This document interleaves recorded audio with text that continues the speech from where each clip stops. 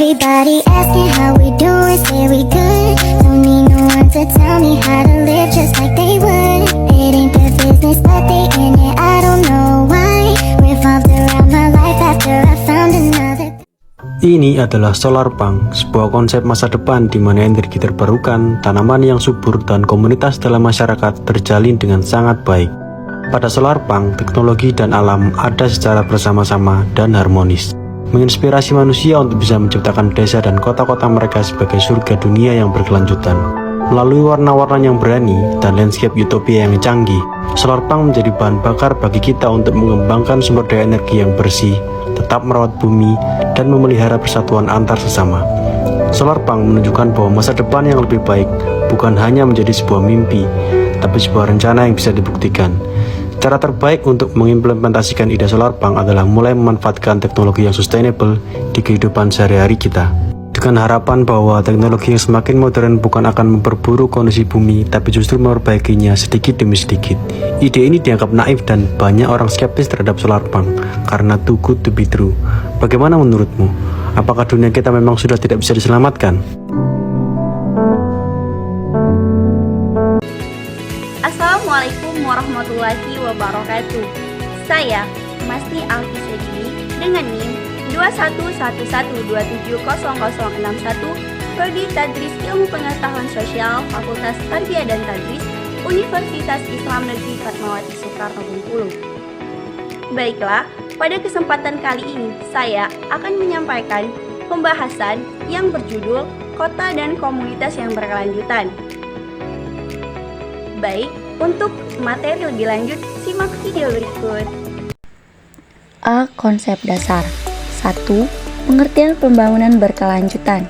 Pembangunan berkelanjutan adalah pembangunan yang memenuhi kebutuhan hidup masa sekarang dengan mempertimbangkan pemenuhan kebutuhan hidup generasi mendatang.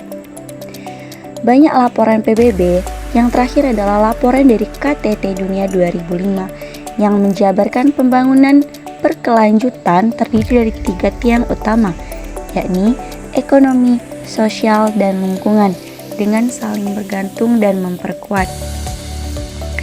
2. Pengertian kota dan komunitas.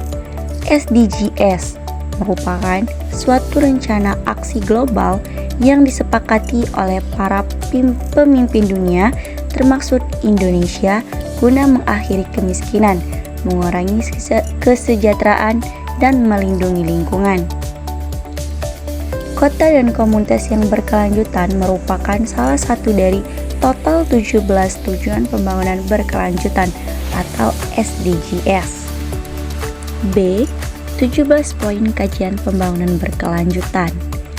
Ada 17 indikator SDGs, yaitu yang pertama, tanpa kemiskinan, kedua, tanpa kelaparan, ketiga, kehidupan sehat dan sejahtera, keempat, pendidikan berkualitas, kelima, kesetaraan gender, keenam, air bersih dan sanitasi layak, ketujuh, energi bersih dan terjangkau, 8. Pekerjaan layak dan pertumbuhan ekonomi, 9.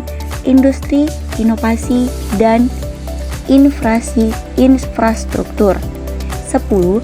Berkurangnya kesenjangan, 11. Kota dan komunitas yang berkelanjutan, 12. Konsumsi dan produksi yang bertanggung jawab, 13. Penanganan perubahan iklim, 14. Ekosistem laut, 15. Ekosistem darat, 17. Perdamaian keadilan kelembagaan yang tangguh, 17. Kemitraan untuk tercapainya tujuan.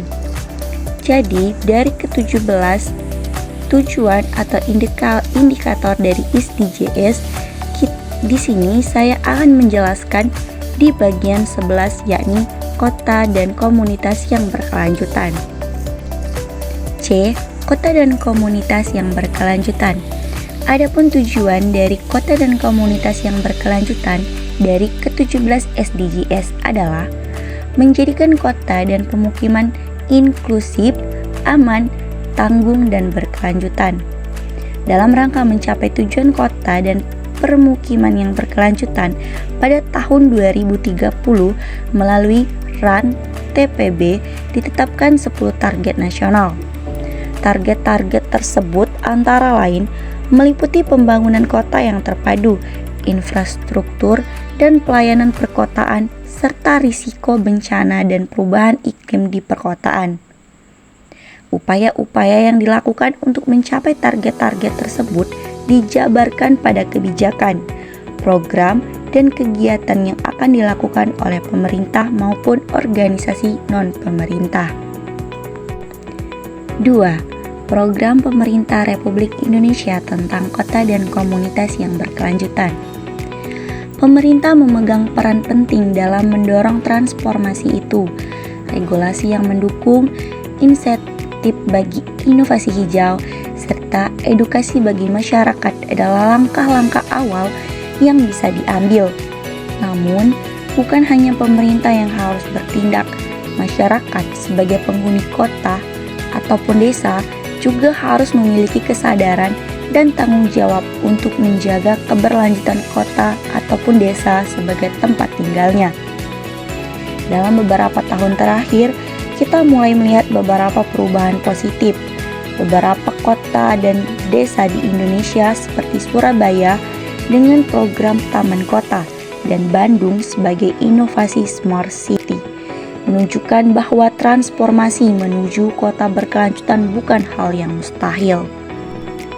Pemerintah Republik Indonesia memiliki berbagai program untuk mendukung kota dan komunitas yang berkelanjutan, yakni ada 2 program pemerintah, yaitu yang pertama, Gerakan Menuju 100 Smart City, yang kedua, Program Adipura. Dari hasil program-program ini bervariasi. Dalam konteks Smart City, meskipun banyak kota telah memulai inisiatif menuju kota pintar, belum ada kota di Indonesia yang sepenuhnya memenuhi kriteria sebagai kota pintar yang sempurna. Sementara itu, program Adipura telah menunjukkan beberapa hasil positif, seperti peningkatan kesadaran masyarakat terhadap kebersihan dan lingkungan, serta pengurangan jumlah sampah yang tidak tertangani. 3. Program pemerintah kabupaten tentang kota dan komunitas yang berkelanjutan.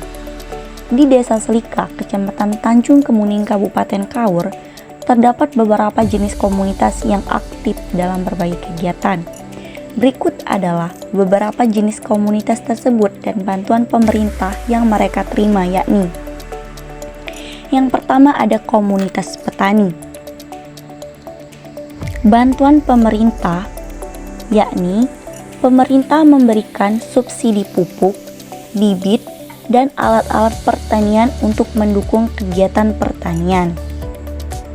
Yang kedua ada kelompok kesenian dan kebudayaan. Bentuk dari bantuan pemerintah yakni program-program budaya seringkali mendapat bantuan untuk penyelenggaraan acara-acara dan pelatihan seni.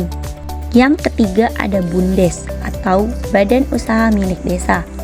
Bentuk bantuan pemerintah yakni BUMDes menerima dukungan berupa mesin produksi dan pembangkit listrik tenaga surya atau PLTS untuk meningkatkan kapasitas produksi. Yang keempat ada komunitas lingkungan. Bentuk bantuan pemerintah yakni bantuan berupa alat-alat bersih dan program penghijauan sering disalurkan melalui dana desa dan program lingkungan hidup. Yang terakhir ada kelompok pengajian dan dakwah. Bentuk bantuan pemerintah yakni pemerintah daerah mendukung kegiatan ini dengan menyediakan fasilitas dan perlengkapan untuk kegiatan keagamaan. Selain dari kelima bantuan pemerintah, ada juga program-program dari pemerintah pusat dan daerah yang diarahkan untuk meningkatkan kesejahteraan masyarakat melalui alokasi dana desa atau ADD, dan dana bantuan lainnya yang dikelola secara transparan dan akuntabel. Program seperti rehabilitas rumah tidak layak huni juga telah dilaksanakan untuk mendukung masyarakat yang membutuhkan.